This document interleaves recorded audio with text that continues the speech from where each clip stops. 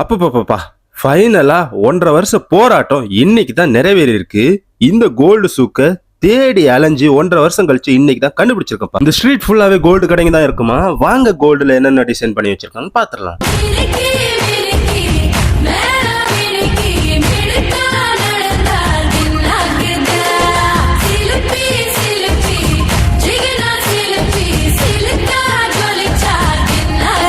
இங்க பாத்தீங்கன்னா கோல்டுல Balu, boots, belt, class, பேக்னு எல்லாமே கோல்டுனால டிசைன் பண்ணிருக்காங்க. அட இது என்னங்க, Dress கூட ஃபுல் அண்ட் ஃபுல் கோல்டுனால டிசைன் பண்ணி வச்சிருக்காங்க. என்ன ஐட்டங்களும்